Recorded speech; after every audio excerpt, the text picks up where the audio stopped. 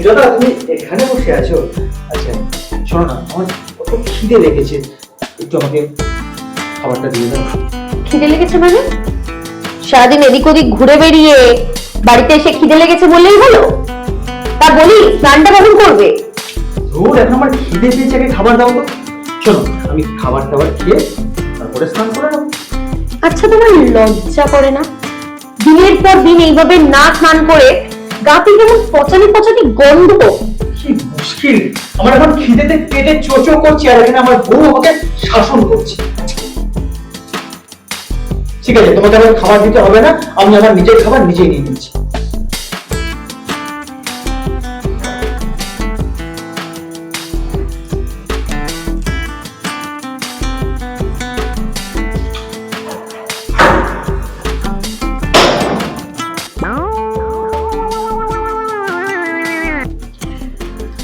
যতক্ষণ না তুমি চান করছো ততক্ষণ তুমি খাবার পাবে না।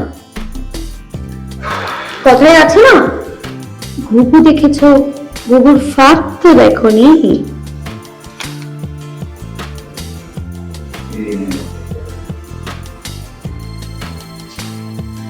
কি শিক্ষা তোরা ছেলে রে বাবা।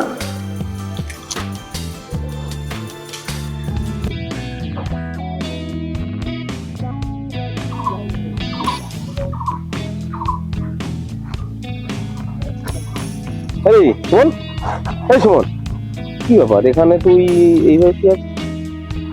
না না সন্তদা, এমনি এখানে একটু শুয়েছিলাম। বলো। শোন, তোর থেকে বয়সে আমি একটু হলে বড়, বুঝলি? ছেলে মেয়ের মুখ দেখলে বুঝতে পারি কার কি হয়েছে। আসল ব্যাপারটা কি, কি বউর সঙ্গে ঝামেলা হয়েছে নাকি? তুই যখন বলছো তখন বলছি। কি আর বলি সন্তুদা, আমি না প্রচুর শীত কাতুরে। প্রতিদিন না ঠান্ডায় চান করতে আমার একদম ভালো লাগে না, কিন্তু আমার বউ আবার এটা একদম পছন্দ করে না। তাই কাল রাতে এইভাবে কি ঘুমানো যায়? গায়ে গন্ধ না তো, যেন ভাগাড়ে গরু মরে পড়ে আছে।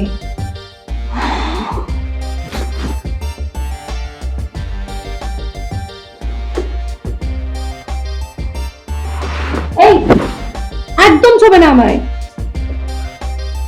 গা থেকে কেমন পচানি পচানি গন্ধ। আচ্ছা, আমি কথা দিচ্ছি, আমি কালকে ঠিক স্নান করবো। কাল স্নান করার পরে দেখিও, আর তার আগে ইচ্ছে দেখাতে এলে এক লাথি মেরে খাট থেকে ফেলে দেবো। ও কি আশ্চর্য, বিয়ে করিস তাহলে কিসের জন্য? প্লিজ শোনো, একবার এসো। আরে কি হলো নাকি? আরে কি হলো নাকি? এই রাত্রিবেলা আমার বাড়ি থেকে কোথায় যাবে? ঠিক আছে ঠিক আছে, আমি কিচ্ছু করবো না, শুয়ে পড়ো লক্ষ্মীটি, শুয়ে পড়ো না। আরে কি হলো নাকি? হ্যাঁ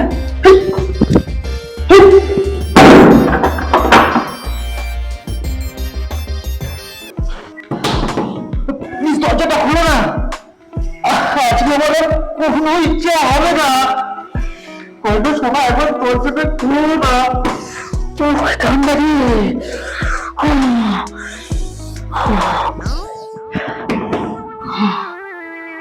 ও তাই বল, বুঝতেই পেরেছি যে বউর সাথে এমন কিছু হয়েছে, তাই এই সময় এমন জায়গায় এসে ঘুমাচ্ছি।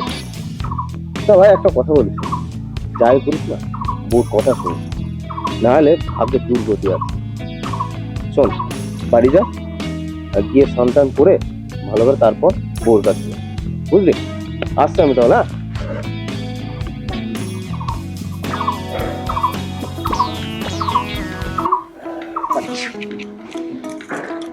আরে দিদিমা বলো, এসে গেছিস তোরা? চল চল উপরে চল।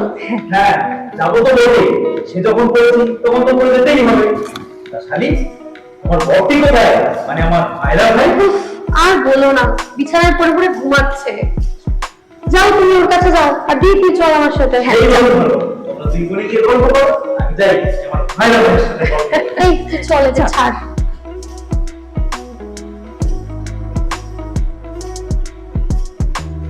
কি বলছিস রে সুজাতা, তোমার বড় শীতকাল তুলে? কেন তুই এভাবে বলছিস কেন? কেন তাহলে শোন।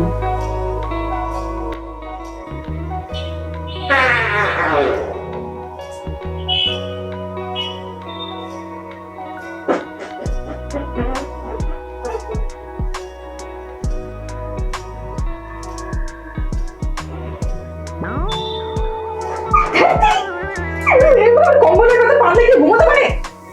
আরে তা মানুষের পাত পেলে মানুষ পাতবে নি? দিনের পর দিন চান না করলে শরীর গরম হবে, আর শরীর গরম হলে পাত তো পাবেই। এই শীতের মধ্যে কখনো প্রতিদিন স্নান করা যায়? স্নান করলে কেমন যেন সব ছোট ছোট হয়ে যায়। এই তো একটু আগে খাওয়ার পর এখানে করতে গেছিল, জল দেওয়ার পরে দেখি ছোট হয়ে গেছে। তোমার বিশ্বাস হচ্ছে না তো? তুমি দেখতে পারো। চান করে না একটা নোংরা লোক কোথাকার। আমি থাকবো না এই কম্বলের মতো। তুমি থাকো তোমার কম্বলের মধ্যে, চুক্তি কর।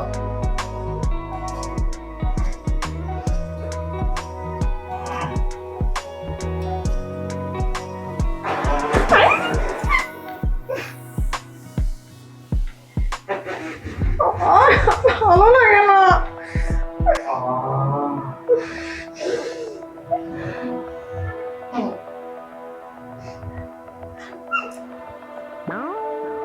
সে কি রে দিদি, জামাই বাবু এরকম? তবে আর বলছি কি, তুই কার কষ্ট কাকে বলছিস? কিন্তু এইভাবে ওরা তো আমাদের মানবে না, এইভাবেই নোংরা থাকবে। তাহলে করবিটা কি? চল ওদের আজ পুকুরে চোবাই। ঠিক বলেছিস। চল।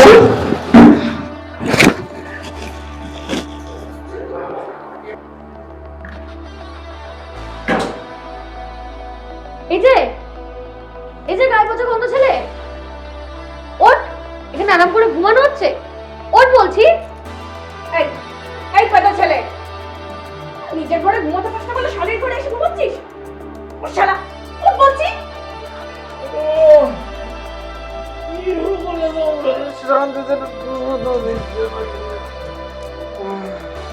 এই এই উঠে চান করতে যাও বলছি, নাহলে গায়ে জল ঢেলে দেবো।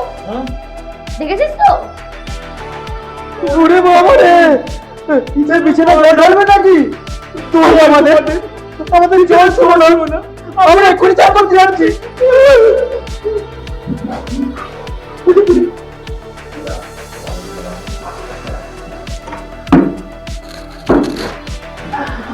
সত্যি রে দিদি, তুই আজকে না এলে না তোকে স্নান করাতে পারতাম না। আমিও তো তোর কাছে তোর বরের কথা না শুনলে নিজের বরটাকেও চান করাতে পারতাম না। এই জন্যই বলে যেমন কুকুর তেমন মুগুর।